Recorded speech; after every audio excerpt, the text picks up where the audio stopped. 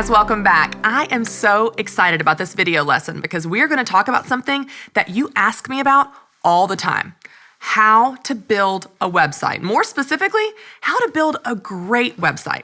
And believe it or not, this is an area where we really make a lot of mistakes because, as you know, when you're getting started, you do everything yourself. But the truth is, most of us are not experts at building websites, myself included. Now, I do exactly what I teach you to do. I always find help where I'm weak. So I'm joined today by my good friend, Tim Newton. Now, let me tell you about Tim really quickly. Tim is the creative director for all Ramsey personalities, which means that he oversees everything related to the business boutique. So everything you've ever seen, from the event to the academy to the website to the book cover, even the outfits that I wear on camera, all of those things are led by Tim. So I'm so excited because he's going to teach us today how to build a website for our business, specifically a great website. Tim, thank you so much for being here. Yeah, no problem. I'm excited to be here. So Tim, I know that you have a lot of background and experience when it comes to website building. Myself, I don't. Most of our viewers, they probably don't either. So I want you to give us a little bit of your story and your history and how you even got into doing what you're doing today as the creative director for all things Ramsey personalities. Yeah. Well, I've always been an artist and illustrator. And when I was younger, I was like, what can I even do with this skill? I didn't feel like there was a lot of money there. But then I saw graphic design. So I started getting into that. And I started understanding that I could use artistic ability to make conversations online and with websites. Because everything that we're doing, it's a conversation with the audience, you know? And so we're telling a story all the time. And so like this artistic ability, I've been able to do that. And it's been awesome. And so a while back, I was a creative director in Houston. And I designed probably about 3 to 4 websites a week. Oh, wow. Yeah, like literally a lot of websites. And I've talked to a lot of clients. And the same stuff just keeps showing up. The same things they're struggling with. And so I get to talk to them about it, and that's why I love this. Well, it's so interesting that you said telling stories, because I think most of our viewers and most of the women that I work with in small businesses, they don't think of website as a storytelling platform. But I love how you said that, because really most of them probably think of websites as, well, that's how I promote my products, or that's how I collect money, or that's how people find my contact information, which is not untrue, but you're seeing a bigger picture, and it really plays into all of the decisions that you make, from design to functionality and where the menus are located. And so all of those things are really important if you understand this is about a story that you're telling. Now, I know that in your experience, you have seen a ton of mistakes, and you've probably seen a ton of really bad websites. We're not going to throw anybody under the bus here, but I would love it if you would walk us through what are maybe some of the most common mistakes that you've seen in your experience, because if you can point out what those mistakes are and we can avoid them, then already we're going to be a step ahead. So take us through, like, what are some themes that you're seeing and what we need to do about those things? Okay, well, it really comes down to clarity. Okay. Like, it all comes down to clarity. So one of the biggest mistakes I see people make is they try to show that they do everything and that the website is for everybody. Okay, we've talked about this, y'all. You know you have to have one thing. This is so good because, Tim, I'm teaching them all the time. It's very tempting in the side business world to have like 47 side businesses. And the truth is you confuse your customers. So you're seeing this in websites as well. Oh, yeah. And if you think about it, a website, we talked before, it's a one-on-one conversation. And so when you're talking to someone one-on-one, you don't scream a whole bunch of points at them, do you? I mean, you walk them through the conversation, ask a question, what are you interested in? They tell you and say, well, I got this right here. You know, it happens like that. It's a step-by-step conversation. And so if you start throwing everything you do at them, no one's going to understand what you're talking about. It's just going to come out as screaming and gibberish. So you're saying that the first mistake that you really see a lot of small businesses make is that they try to be everything to everyone. And the truth is you can't do that. You can't. You're going to fail, and you're going to confuse your customers in the process. You know, it makes me think of Donald Miller, and I know you're familiar with him. He's always teaching how your customers are always thinking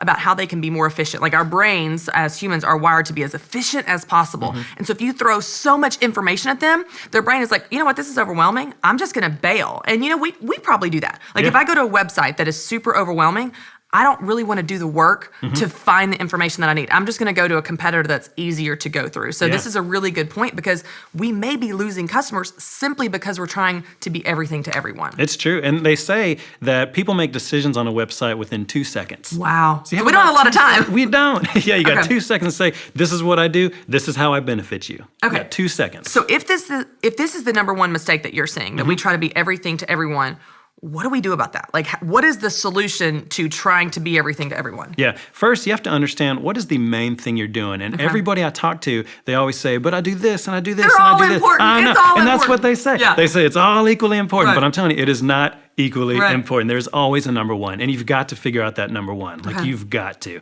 And so if you do that, you put that as the number one thing and don't have anything else compete with it. Say, this is what I do, and this is why I'm the best at it, and this is why we're the best solution for you. If you could say that right up front, it's going to be so helpful to your audience. Well, it's so interesting too, because even as you're teaching this, I'm having like flashback moments of these meetings that we've had with Business Boutique, where y'all seriously, he would say, Christy, what's the most important thing your audience needs to know? And I'm like, oh, but they're all important. The event and the podcast and the book, and it's all important. He's like, no, what's the one thing? And if you go to our website, you know what the one thing is at the top. You know, during book season, it was the book. Right now, it's the Business Boutique Academy. And you have to have priorities so that you're leading your customers through experiencing your business and your website. So that's such a great point. Yeah, you're totally right. If you look at the site, even section by section, there's only one thing you're looking at a time. It's not a bunch of things in one shot. But it's a misconception I think people have, and I don't know where it came from. But there's this idea that you have to throw everything in one shot. Yeah, no, I really don't know where it came from. But I remember thinking that way also about 10 years ago, thinking for SEO reasons, I got to get all these words.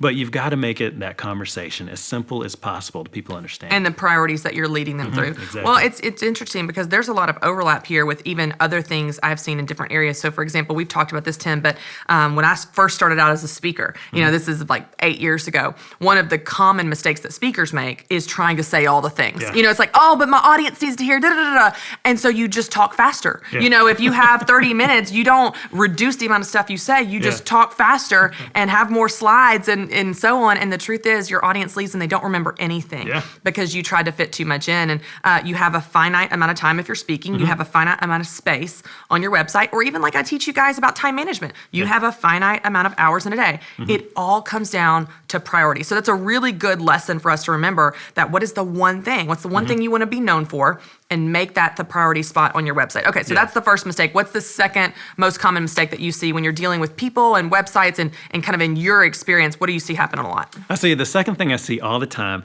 is everybody tries to be so clever with their opening statement. Okay. They always try to do that. Okay, now why is it bad to be clever? Well, the reason it's bad to be clever, so sometimes it's not bad to be clever. If your brand is big enough, then clever can be great because then it becomes memorable. But for a lot of small businesses and new businesses, you're not at a point where you can be clever. You're at a point where you have to be clear. Exactly, yeah. And so you have to be clear. So my theory is I think people are looking at companies like Nike saying, just do it. And Apple saying, think differently. I think they're seeing that stuff and thinking, I want to be like that. I got to be clever with my line as well. Right. And it's interesting because I love what you just said. And I want you guys to take a note of this. You're not at a place to be clever. You need to be clear. And when we're starting out, the most important thing that you can do is let people know about you. And if they don't know who you are, then your clever line doesn't mean anything. It's just confusing. And again, they're going to move on to a competitor that is clear. Exactly. And so for example, when a small business is starting out and they want to be memorable, how can they be memorable but still be clear? So you want a level of catchiness, you know, where you want to say something differently. You don't want to be boring, but you still want to be clear. Like people need to know what you're doing. So where's that line where you might lose people in trying to be too clever? What's that line? Well, we talked about before, if you just say what you do and why you're the best solution, that's really all you need to do. Like you can make all the clever ideas come with imagery and come with things like that, but really for that first line, you really have to say what you do and how you're the best solution. Now, a lot of people, they'll have that main headline and then they'll have a secondary headline that comes underneath it. That's an area where you could start having fun. That's when you can start being clever. But we said before, you have 2 seconds to make your point.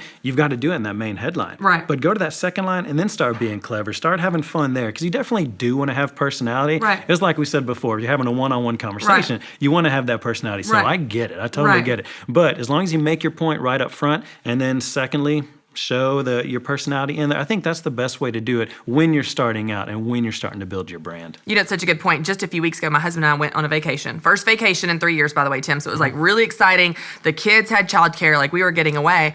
But on our vacation, I got sick and I got a sinus infection. And so we are looking on the GPS and Googling walk-in clinics just so I could go get some antibiotics. And so we go to this strip mall and it says walk-in clinic. It wasn't some clever name that I would have never found or known what it was. It was very clear of exactly what I needed. And so really, if we can find a way to be clear in our titles or our branding or our headlines or even the name of our business, then people are more likely to come to us. You know, even in the business boutique as an example, if you didn't have the tagline to go with business boutique, you might think we were a boutique, like a brick and mortar store that sold, you know, hair bows or handbags or clothing or decorations.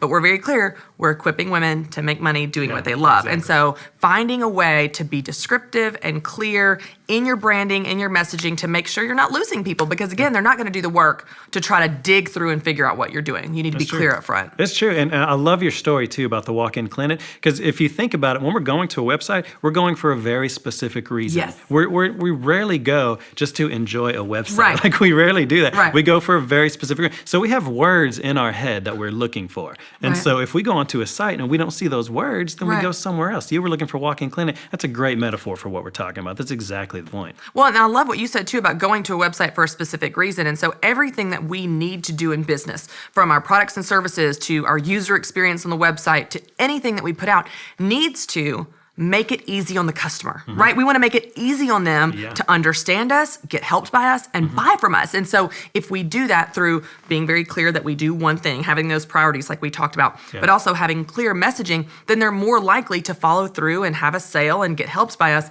if we're clear and make it easy on them. So that's such a great example. You know, Tim, one of the things that we teach women through the Business Boutique is to create their elevator pitch. And so you and I have talked about this before. It's like, how can you say in 2 sentences or less what your business does? And so sometimes at events, women will come up to me in the book signing line or in the lobby or so on, and they'll be like, hey, I want to run my elevator pitch by you. I'm like, okay, great, let me have it. Like, bring it on. And they're like, okay, I help women feel good about themselves and their bodies and their spirits and their homes and their friends and their dogs and flowers. How is that? I'm like, I don't know what you do. Like, that was not helpful at all. And so we try to be too clever. And you see this coming through where I'm like, just what do you do? Tell me what you do. Oh, well, I do fitness coaching. Great. Fantastic. Let's work with that and then get clever. But I love what Amy Porterfield says. She says, pursue fancy later. Start simple, pursue fancy later. And the truth is, if you start simple, your customers are going to get it. And that's the most important thing, that they get it. Okay, so we've got 2 major mistakes. What's a third mistake that you're seeing happen? Okay, a third mistake I see all the time is way too many fonts and way too many font sizes. Okay. Like fonts, they come in all over the place. I see it all the time. But we're just designers at heart, Tim. We just have a lot of creativity and we want to share. I get it, because it's fun. I like playing with fonts. I mean, I love it. Yes. And so it's fun throwing a bunch of fonts everywhere. And I understand, too, that every few seconds there's a new idea and a new idea. And you want to put all these new ideas in because they're all great ideas. Right. I totally get it. But you can't do that. You can't have a whole bunch of fonts and a whole bunch of sizes. Again, visually, it's just going to confuse the audience. Okay. You have to be able to tell a very clear story. And if you're having a bunch of different things going on visually, again, it's just yelling. Okay, so when it comes to fonts, what is the magic number? Like if you have a web page, how many fonts can you use max in terms of actual type of font? Now I know you can do different sizes, but how many fonts can you use? My personal rule is 3 fonts max. Okay. Yeah, and I have like a headline font, I have a body copy font, and then I have another font that could be used as display, like very rarely, but a display kind of font. And I try to keep it within those 3. Different font sizes within those, but I try to keep it 3 max. And really 2 are the primary, you're saying. Yeah. You know what it makes me think of, Tim? I like to decorate my house and like redecorate my house, which my husband doesn't appreciate at all, by the way. So I'm always coming up with these new ideas. But when it comes to decorating a room, I kind of think of fonts as like patterns. Like I would never have 50 patterns in a room. Like you'd walk in and get dizzy, right? Like I might have one pattern. Let's say I have a comforter that has a nice floral pattern, and then everything else are going to be solids, maybe a striped throw pillow you throw on to complement it, but you're not going to have 50 different floral patterns in the room because that would be busy and confusing and not look good. And it's like that with fonts. You're saying like pick 2, max 3, and that's the limit. Yeah, and that's a good metaphor that you bring up, because one of the rules in design and in art in general is repetition of pattern. Like our eyes like to see something familiar. We like to see something that we've seen before. Okay. And so if we're saying that our headlines look like this, we expect the headlines to look like that. And if you switch that up on people, then there a little bit of confusion happens. So repetition of pattern is a key design element. And so you want that with fonts too. And again, make it easier on your reader. It all comes down to making it easy on them to understand what you do and to buy from you. So that's such a good point. Now, you have some thoughts on specific fonts as well. And I love talking about this because us amateur designers, we will just pull out that papyrus font from Microsoft Word, plaster it everywhere, maybe some little curly cues. Don't do that one. Okay, walk us through like what are some good best practices in choosing fonts, or a rule of thumb when it comes to choosing good fonts that are easy to read. Yeah, and I know that fonts can be pretty complicated because there are literally thousands of fonts to choose from. So I know it's difficult, but if you want to show something that's traditional or something that's a little older, like established 1920, that kind of stuff, show a lot of trust, then serif fonts are really good for that. If you want something that's modern and clean and really easy to read and big, a sans serif font is good for that. Okay, now speak English. We don't know what serif and sans serif is. Let's just take it back 2 seconds and walk us through what is serif and sans serif. I know what it is, but our readers don't. So take us through that. A serif font, the little feet that show up at the bottom of fonts and at the top of fonts and do that whole thing like that? That is a serif font. Sans serif is those things chopped off. So it's just... So let me give you some examples here. Times New Roman. That would be serif. It has all the little feet on all the edges. Arial would be sans serif. It has no feet. So it's a good rule of thumb. Feet, serif, sans serif, no feet. So both of them, though, are pretty easy to read. They don't have curly cues. They're not tiny and scribbly and squirrely or whatever. It's very easy to read. And so it comes down to either way, you want it to be easy to read, right? Yeah, you do. And a way to have fun, though, with fonts is if you have a headline that's a sans serif font, then it's usually pretty nice to do a subline that's the opposite, a serif font. Is that what I said first? Yes. So sans serif and then go with the serif font. So, like if you do a combination of that kind of thing, you can find some great combinations that look great together. And so that's when you can start having fun with fonts. But just as a general rule, if you just keep the modern fun, like that kind of stuff to serif, I know there's a lot of ways it can be done. But if you just want to keep to that just to simplify it first, traditional, go with more of a serif, non-traditional, more new, simple than a sans serif font. Well, I think one of the big misconceptions I see when it comes to website building or any design element is many small business owners think the font is where you get real creative. That's where I'm just going to show my designer at heart self that I'm just going to get super creative. But really, the design elements, like you're saying, are ultimately simple. That's what wins. And the creativity comes in other places, right? Like it's not through having the weirdest font. That doesn't show that you're a great designer. It just confuses people. Yeah, and it has to be readable. Right. Like it has to be. And there are places for some funky fonts, like Instagram, great place to have some fun, just to put some things out there, as long as it feels like your brand. Like you also can't go nuts, going outside of your brand. But there are places to show that personality within the font. And even sometimes there are places on the site to show that. That's why I remember I was talking about having a main display font. You can have fun with that, but I said use it very sparingly. You just don't want to overload, but it has to be readable. So if you guys are getting a theme here, it is simple, clear, readable. Make it easy on your reader or your viewer or your customer. So that's a great point. Okay, so we've got some basics here. We know we need to be known for one thing. So have some priorities. We need a hierarchy on our site. Don't try to be everything to everyone. We also know that we're trying to be too clever. We've got all these words and we're describing things, but no one actually knows what we're doing. So we need to clean that up and make sure we're very clear. And then, of course, we have a lot of crazy fonts. We need to have 2, max 3 fonts. And again, they need to be very, very clean and easy to read. Okay, what is another mistake that you're seeing when it comes to websites that we can avoid? Yeah, so this one, it happens a lot. And with this one, it always takes a lot of talking to get the client out of doing this. But they show information that people don't care about. Oh, this is hard. Yeah. This is one of those like tough love moments, isn't it? It's like it really is. No one cares about that. No one cares that your grandfather started the business in 1802. They don't care. Yeah, they don't. They don't. I had a client once. There was a page, and they really wanted their granddaughter on this page wearing bunny ears. Yeah, and they really wanted this photo, right? And it couldn't make this up. Go on. Yeah, and it was a legit business, right? And that was the main photo of the page. No. And I said, that has to go. Yeah, and you said tough love. That is true. And I said, I know your granddaughter's great. She's great. On your personal Instagram, Yeah. all the bunny ears you could ever want. Yeah. Not Go here. nuts. Yeah. But on your side, the audience does not care about that. All that does is distract. Right. It's like we're having a conversation about something important and we're talking about fonts. Yeah, font sizes. Oh, I have a granddaughter wearing bunny ears. So cute. Right. Out of nowhere. Like, you can't do that. Right. It has to be within the conversation. Sure. And so that is a tough conversation to have because Okay. there's a lot of people want to show their dogs. They want to show all their interests and everything Right. outside of their business. Right. And it just doesn't make sense in that context. Well, and it goes back to what I'm always telling them on stage at business boutique events or even in the book, that their customers care about one thing only.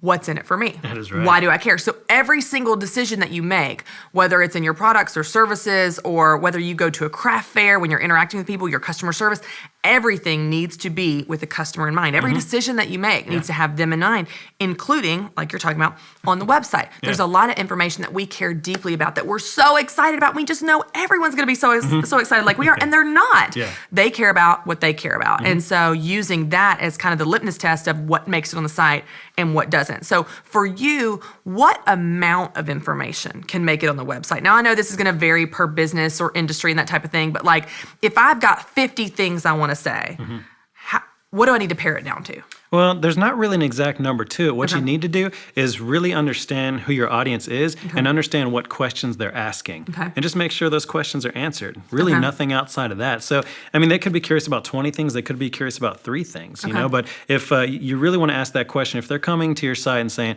I really want to know about this, then make sure you have that answer right up front. Sure. And then ask yourself, well, once they know the answer to that, then what do I think they want to know the answer to? Right. And then give them the answer to that. And then until they get to the sale. Like Right. you really just want to walk through like that and making sure that you are starting to figure out that conversation that the customer's having with you. You know who should watch this video? Medical billing companies. Yeah. Let me tell you why, Tim. I'm serious.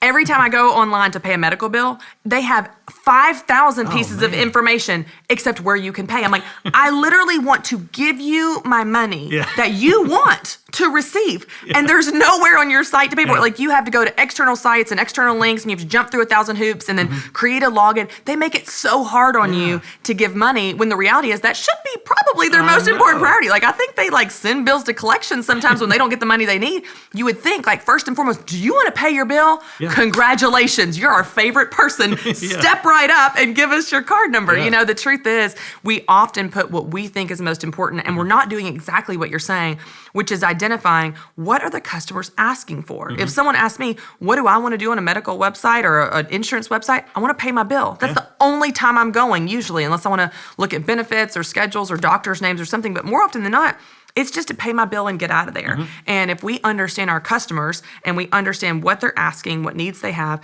those things can be the most important pieces of information on the website, you know, and then we go down from there based on the priority. So for you, are you seeing any type of rule of thumb when it comes to lists or amount of menu items or amount of sub pages? Is there any kind of guidelines there, or does that again just depend on your business? It depends on your business, but I would say do the least amount that you can do. Okay, Like that's good. You want the least amount that people have to sift through. Like, Yes. you know, so ask yourself those questions and say, you know, is it 20 things or can it really be 15 things or can it really be 10? Like, Right. you really want it to be as simple as possible. You know, even started this video saying a lot of you guys have been asking for this kind of information. Right. So here we go. Like, that's Right. all it comes down to Right. is just saying, what do they want? And then give it to them. Right. It really comes And down it's to that. hard, especially if you have a lot of things that you offer and you have a lot of things that you're passionate about and you're excited about, even with time management and life balance. You know, Tim, that's something I have taught on for years. And so if someone asks me to come in and speak on life balance, and they're like, okay, we're going to book you for a 45-minute talk or a 60-minute keynote presentation, it's really hard for me to pare down the top 1 or 2 things I want to say about life balance, because what I'd like to do, like I said, is tell them all 500 things and just talk faster. But the truth is people forget. And so if I can identify what are the most important things, it's not to say that those other things don't exist and they're not true. You may have 50 things that can go on your website, but what are the 15? What are the 5? I love what you said. What is the least amount? What are the least amount that you can do to keep it simple and clear and easy for your customer? And again, because it's our business, is our baby.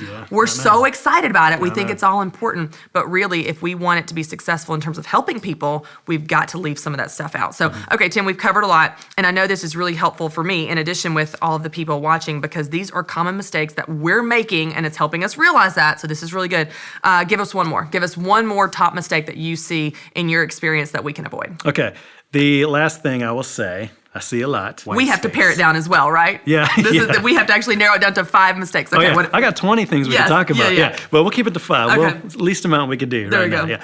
But I would say that not enough white space. Okay. Yeah, I see that all the time, not enough white space. You really want to walk people through that story. And so I see it a bunch of times. I go on websites, and like we talked about before, you're just slamming all kinds of information in people's face. And we talked about the business boutique side, how even in each screen, there's only one thing to look at. Like, it's super important to just give them one thing at a time. Right. And so not enough white space, it's big time. Like, I see it all over the place. And that can help your business so much if you could just show one thing at a time. Okay, why is white space not wasted space? Because I know that everyone is thinking that. They're going, white space? Why would I waste that space when I can fill in 15 more things that people need to know and care about? Why is it not wasted? Why does it help the other things actually stand out? Yeah, well, because our brain can't take it all in. Right. Like, if you're showing all these things, our brain can't take it in. And something you said earlier that I love is you said that if you throw too many things at it, then it's just not memorable. Right. And you want it to be memorable. If you're showing 20 things in one shot, none of it is memorable. They're not going to go away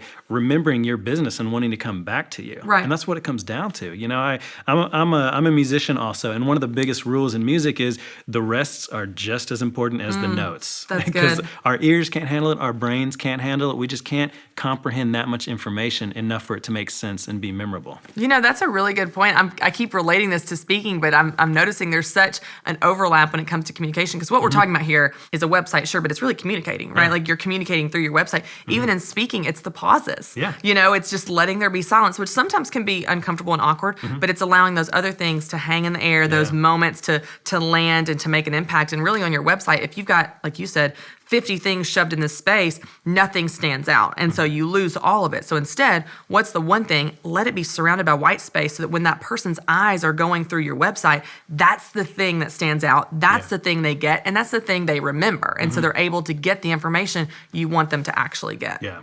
Okay, so if you were going to give our viewers kind of a baseline of, you need to cut the amount of clutter on your website by X%. What would that percentage be? Like, what are you seeing? Like, how bad are we at this? How much crap are we fitting in that we don't need to? How much do we need to cut out? A lot. Like 50%, you think? Like, if we were just going to do like a spring cleaning of our website, you think maybe like cut out like 50% of the stuff? I think 50% is a good number. Okay. It's funny you say 50% because I actually have a personal rule. If ever I'm talking on stage or anything, you know, I don't do it nearly as often as you do, but I have a personal rule that I'll list out everything and then cut it exactly in half. Okay. No matter, and so I figure out what can be in half. So I love that you said that. But 50%, like, I would say that's about the right amount.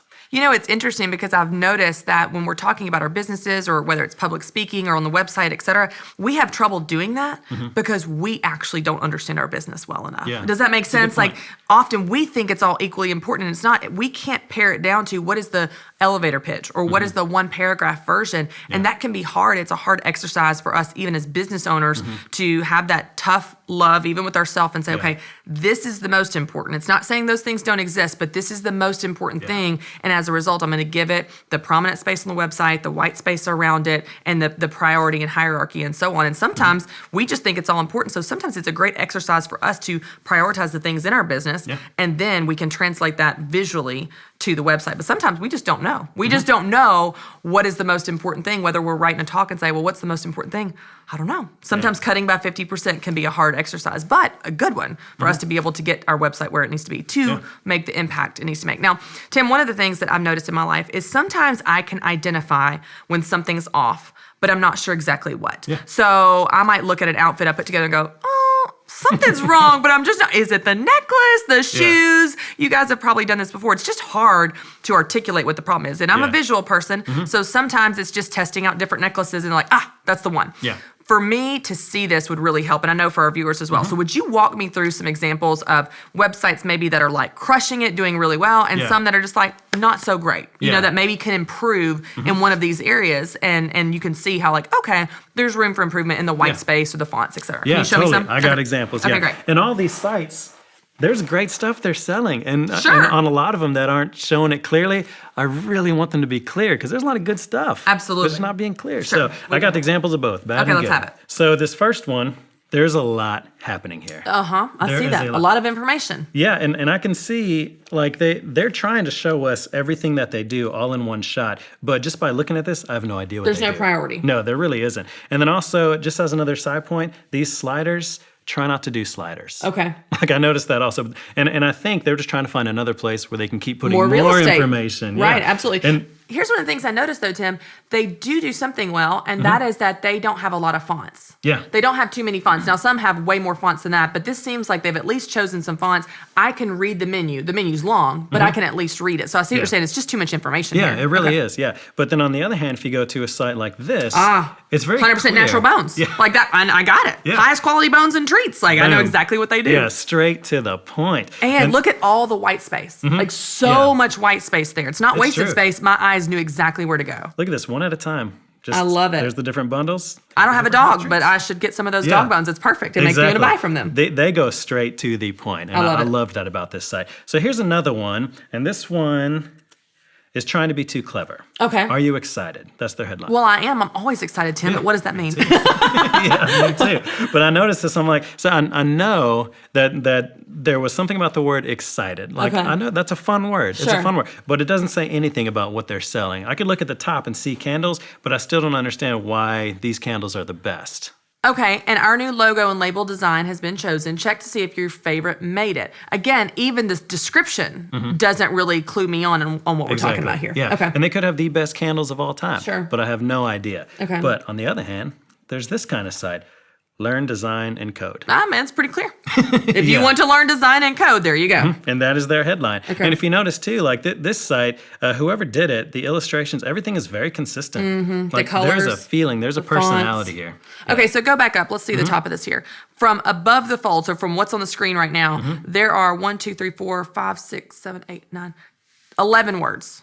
11 words total on this entire page. Like that's a wake-up call for me to see, okay, we need to be as clean and clear as possible and use as few words as possible. Yeah, Okay. and if you think about it, when you walk away and someday you're thinking, I want to learn to design and code, they'll I know where probably to go. stay in your mind That's because exactly it right. was so clear. That's great. Like they probably will. So I'm going to show you another example. This is one where there is a lot of fonts happening. Okay. Like if you just look in this area right in here, Okay. there's so much happening with the different fonts and different sizes and all that. Again, it's just screaming at me. It's very small, Tim.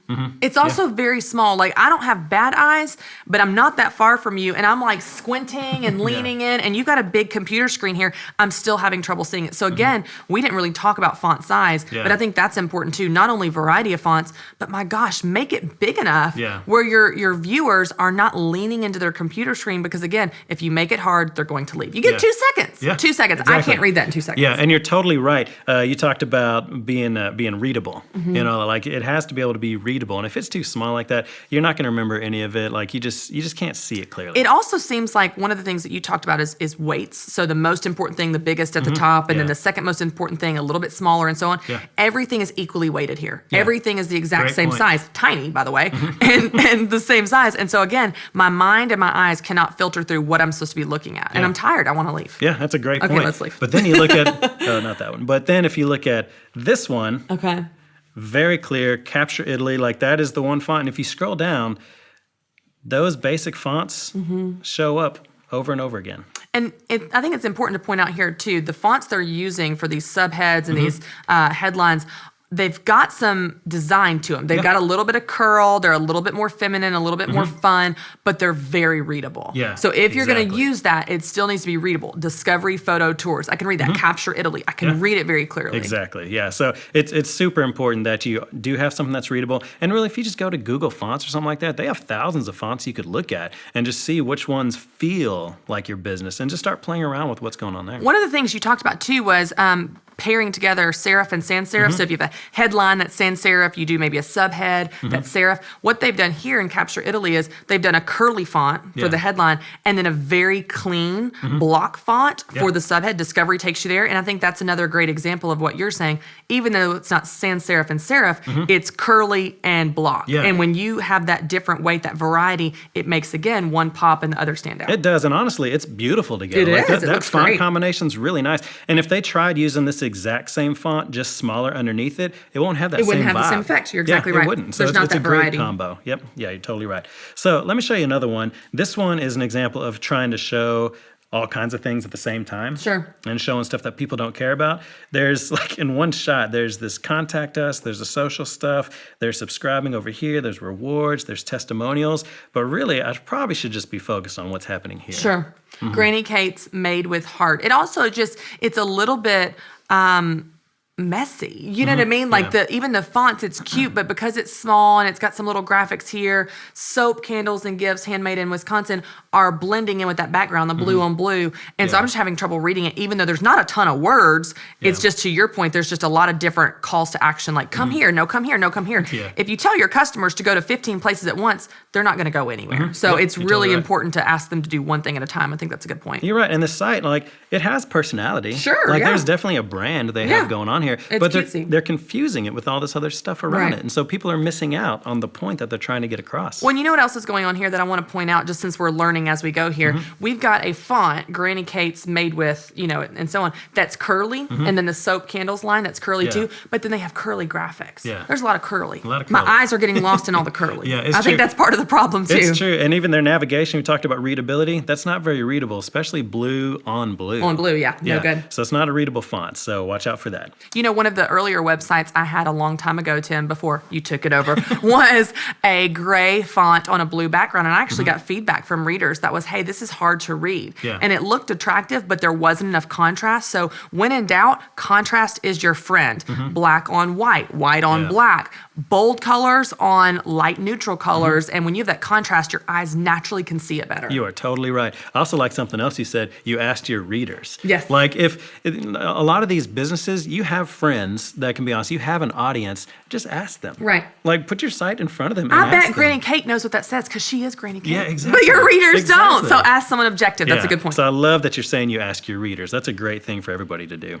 But let me show you this site. This is one that showing stuff that people don't care about. So this site looks like it's about SEO consulting, that kind of stuff. But there's surf imagery all over the place. And so I'm not understanding what surfing... Like, do they teach surfing lessons? Do they just really like surfing? Yeah, and so I'm not understanding what surfing and water has to do with SEO consulting, unless it was for websites about surfing. Sure. So this is just another example of showing a bunch of little things bit people confusing. don't care about. Okay. Yeah. So let me show you this site as far as clarity. This is one of the simplest sites I've ever seen. Okay. So look at this.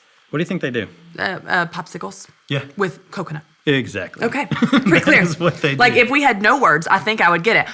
Coconut poured into popsicle. Like, my 2-year-old could figure that out. Yeah, exactly. He doesn't read. Super clear. And I don't know how many people are doing, is that paletas? Is that what they're called? I don't know how many people are doing that with coconut milk, but these people are being so clear. That's pretty memorable. Absolutely, for Pretty sure. memorable. And beautiful. Yeah, it really is. And if you scroll down, again, they're just showing one thing at a time. Yep. Showing how it's done. And then, hey, this might be good for people with milk allergies Right. and lactose intolerance.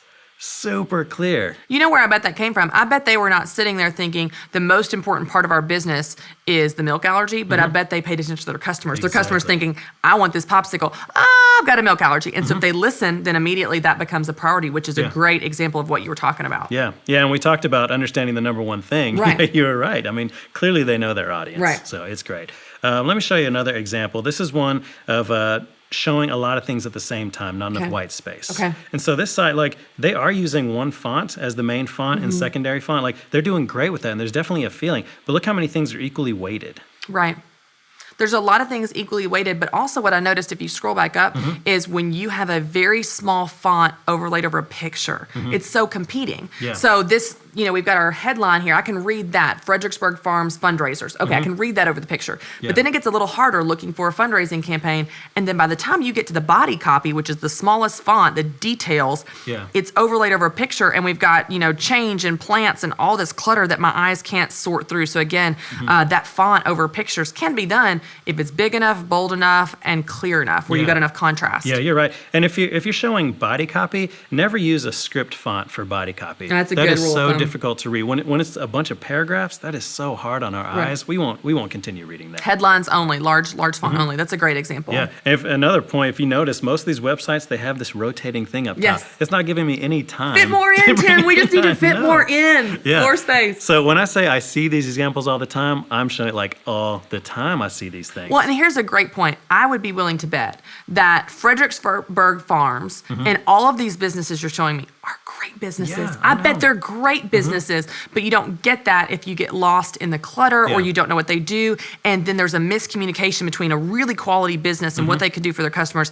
and the customer understanding that. So the website is really the translator of showing the market how great you are. And it's up to us to do some of these things you're talking about, avoid these mistakes so that the customer gets it. Because this is not necessarily a representation that the business isn't great. It's just the website needs some improvement. Yeah, you're exactly right. Yeah. Well, let me show you an example of where text is being the thing thrown. Yeah, see, there's a lot on of the text other there. one, on the other side was a lot of imagery being Sure. thrown at you. This one's a lot of text being thrown at you with no white space. Sure. And so again, just very difficult to sift through. Our brains can't handle this much information. So 2 seconds, I'm out. Right. One of the things I've seen on a lot of blogs, because blogs are obviously very text-based, is there's a homepage where you've got maybe the blog headline and then 1 to 2 lines of the blog, and then it says read more. And you can go to the blog page where you are then choosing to be inundated with text, but that's not the first thing that you see. And so I think there's ways around creating a website or a blog where it's very focused on text, of course, but you still have a beautiful presentation from the beginning and as a first impression before you get into immediately overwhelming someone with text. Yeah, that's a really good point. Yeah, if you can lean in with a shorter amount, that's a great point.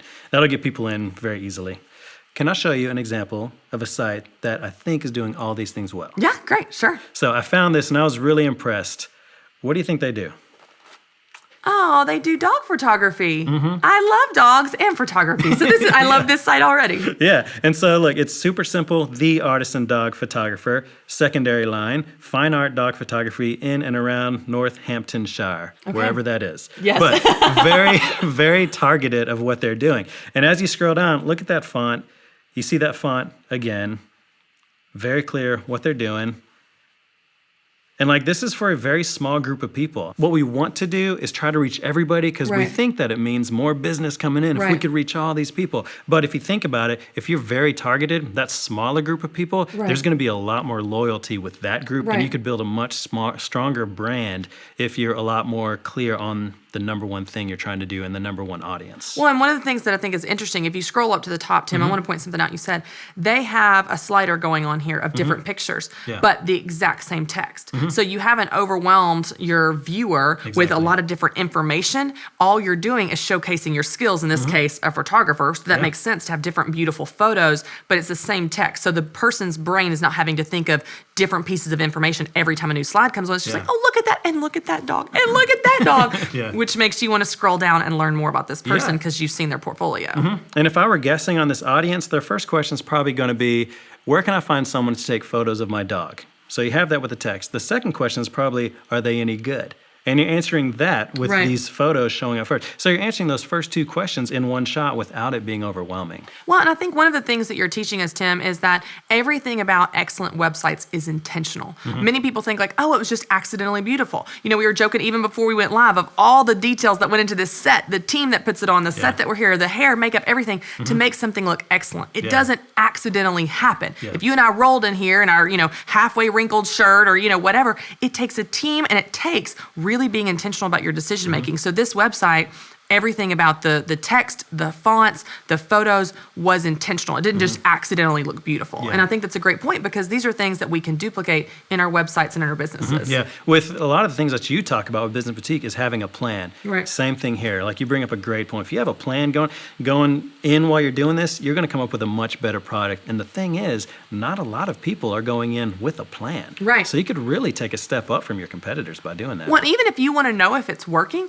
you can take your website to a friend or to someone objective that doesn't know what you do and say, hey, look at this website. Tell me, what do I do? Yeah. And if they can't tell you, you need some help, because if they don't know by looking at it within 2 to 5 to 7 seconds, then there's some room for improvement. And all of these things are small little tweaks possibly, but they could have a huge impact in their business. Yeah, that's a great exercise that all of us can do. We do it naturally where we have a lot of people we work with, and we have critiques all the time with our designs. So I naturally get people around me that say if something isn't right, and I don't get my feelings hurt. I used to maybe early on, but I've gotten past that and understand we all have the best intentions. But man, if you do that, that is such a great exercise. I love that you told everybody that. Well, when you're so deep in your business, often you can't see the forest for the trees. So you're always assuming you've got it all covered because to you it's so clear. I'll give you a really true example of something, Tim, as we wrap up that we experienced in Business Boutique. So as you know, we created a workbook for the very first event in November of 2015. And this workbook walks you through the plan, right? So it has like the why, the dream, the vision, the mission statement, goals, everything in the plan. Then it has notes for all the different sessions of speakers that we brought in. It has a place for you to write your name, and it has a place for you to write the date. Okay, so this is the cute little workbook where we want them to write in this, take notes, take it home, and love it. This was before the book came out. This is their handbook. Okay, we used that workbook, then we updated it for the spring events of 16. We used it again for the fall of 16.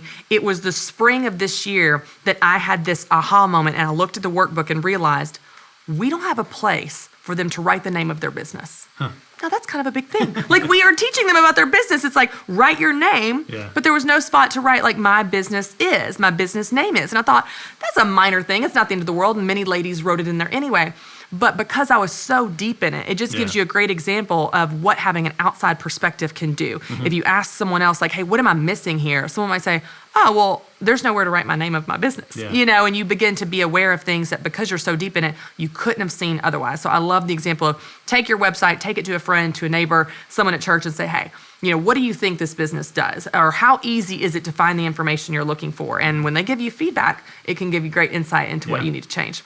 Tim, this has been so helpful. So really quickly, I want to recap for those people watching because we've covered a lot. Okay, so the top mistakes that you see when you're working with small businesses, number one, trying to be everything to everyone. You can't do that. So focus on what you want to be known for and go be that and make sure your website reflects that with a priority, a hierarchy, and so on. The second thing, trying to be too clever. Just be clear. People need to know what you do. That's the most important thing, not being catchy. So that's really important. Number three, too many fonts. Too many sizes of fonts, too many cluttered fonts. We don't want that. So just pick 2, max 3, and make sure they're very readable, whether you use serif or sans serif feet or no feet. Fourth mistake, too much information that people don't care about. I know you love it. I know I love it. You love it. But no one cares about all the details of your business. So what are the most important things that your customers care about? And put that information, and as Tim said, as few words as possible. So as few pieces of information as possible. And lastly, not enough white space. So when in doubt, clear out some space and make those things really stick out. And I love the examples you gave us because it really helped us see, here's what he's talking about. There's a ton of white space and it's way more beautiful. So maybe if I do that to my website, it will be more beautiful as well. Now, Tim, I know we've covered a lot, but as we wrap up, I would love it if you would just leave our viewers with maybe some words of encouragement because they're not web designers. They're not web programmers. They're just small business women trying to get this thing off the ground or grow it to the next level. Give them some encouragement that it is doable and these small changes can really make a difference. Yeah, and they really do. I would say that it all comes down to simplifying. Okay. That's what all these things come down to. I know that we've said a lot of things and we've given a lot of tips, but it all just comes down to simplifying. And so it's really try not to be too overwhelmed by it. You really don't need to be. You know your business, you know what you do, you know what you're about. And so if you can just clearly say those things, practice just talking to someone and pay attention to how you talk about your business and just talk like that on your site. Make it a conversation, but it's all about simplifying. I love it. That's a great word. It's all about simplifying. Well, there you go. Tim has given us 5 common mistakes that he has seen in small businesses when it comes to website building. And those are 5 mistakes that y'all are really easy to avoid. So your action step for this lesson is to review your website and make note of any of those mistakes that maybe you're making and then work on a plan to correct them.